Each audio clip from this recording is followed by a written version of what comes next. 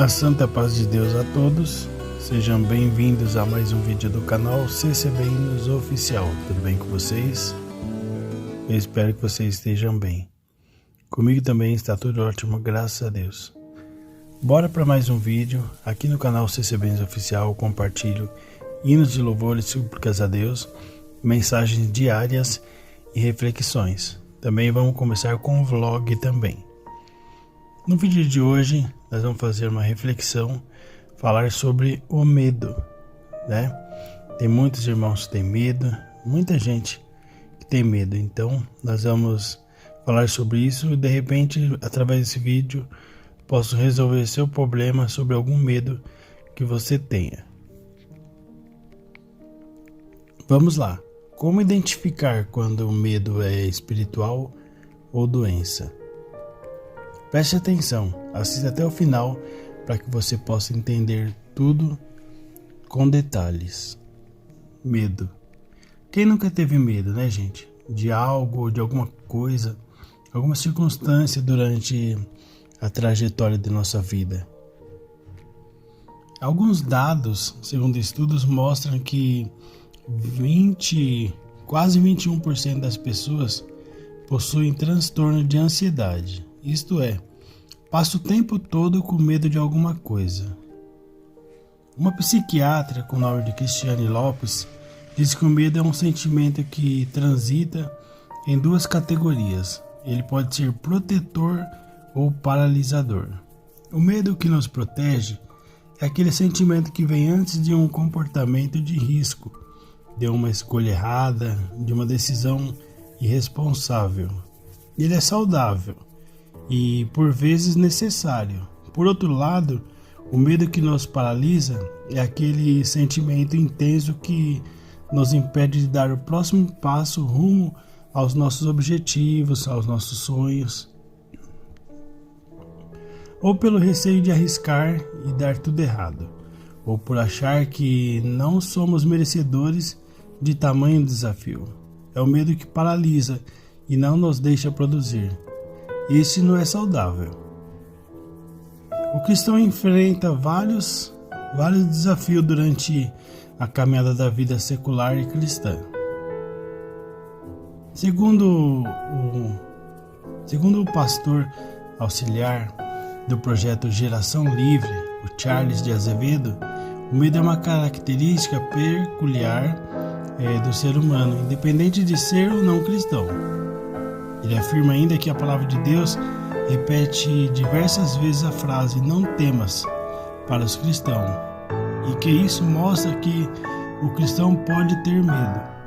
A Bíblia fala muito sobre medo e nos mostra pessoas que já manifestaram este sentimento ou sensação que, em alguns casos, proporciona um estado de alerta, em outros proporciona a fuga. Vou citar para vocês dois exemplos desses que eu disse, de homens de Deus que sentiram medo. Eliseu, por exemplo, quando ouviu a ameaça de morte de Jezabel, ele fugiu para salvar a própria vida. Isso está escrito em 1 Reis, capítulo 19, do versículo 1 ao 3. E Josafá, que quando temeu, não fugiu, mas ficou em alerta e buscou o Senhor, segundo Crônicas, capítulo 20, do versículo 1 ao 3. Desses dois exemplos, o de Josafá me chama mais atenção, porque quando o medo chega, ele corre para o Senhor. Entendo que essa é a atitude mais correta. Existe diferença entre medo, fobia, pânico. A psiquiatra Cristiane, como eu falei para vocês, ela esclarece que o medo é apenas um sentimento que por vezes, e dependendo da situação e da influência que exerce, pode ser saudável. Já a fobia é um medo exagerado e específico, como por exemplo, fobia de avião, de cachorro, de falar em público, e que ela acontece sempre associada a sintomas de ansiedade. Taquicardia, sudorese, tremor grosseiro dos membros, dificuldade para respirar, entre outros. A psiquiatra ainda explica que o pânico é um sentimento que expressa um medo intenso. O transtorno de pânico é caracterizado por crises de ansiedade espontâneas, ou seja, sem nenhum motivo aparente, em que o paciente tem a nítida sensação de que algo muito ruim está acontecendo com ele. Esse transtorno é caracterizado por idas constantes a diversos especialistas, a fim de descobrir a causa do tamanho desconforto. Então, e aí vem a grande surpresa, né? Surge quando os exames estão normais e o paciente descobre que tudo isso que está sentindo é fruto de uma crise de ansiedade muito forte. Afinal, o medo é uma prisão espiritual ou uma doença?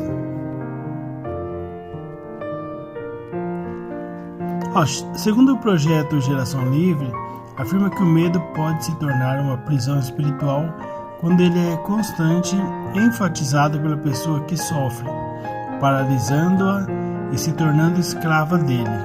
Ainda de acordo com o pastor, se um cristão que tem medo excessivo de algo precisa de libertação, essa libertação só acontece através do relacionamento com Deus. E ele lembra que em 2 Timóteo capítulo 1, versículo 7, Deus deixou claro que não nos deu um espírito de medo. No entanto, esse espírito de medo vem contra nós. E para ter a vitória sobre ele, é preciso confiar e se relacionar com Deus. Outros versículos a respeito do tema medo e a superação dele: em Deus ponho a minha confiança, não terei medo. Salmo 56, versículo 11. No amor não há medo, Deus é amor, e nele não há medo. 1 João, capítulo 4, versículos 18. Para vencer o medo, não é necessário fazer correntes ou campanhas em igreja, mas simplesmente se relacionar com Deus, através de uma vida de constante oração e meditação na palavra. O medo também pode não ser um problema de cunho espiritual, por isso é preciso estudar cada caso de forma particular, com cautela e ajuda de um profissional, caso seja necessário, para identificar se a pessoa está doente. O medo pode ser classificado como uma doença quando ele causa prejuízo social, profissional ou acadêmico. Em outras palavras, quando esse sentimento interfere na forma consistente nas diferentes áreas, significa que a pessoa precisa de ajuda de um especialista. Nesse caso, precisa de um profissional na área de saúde mental. Quando o medo não for justificado por nenhum transtorno mental prévio, a melhor forma de superá-lo é enfrentá-lo. Já quando ele se revela com um sentimento que paralisa ou compromete as diversas áreas da vida do paciente, eu aconselho que seja levado ou tratado através de um tratamento psiquiátrico e psicológico. E aí, você que me acompanha, conta pra mim se você já passou, já superou algum tipo de medo, ou se você tem algum medo ou ansiedade. Como que você faz para enfrentar essa situação? Conta aí nos comentários.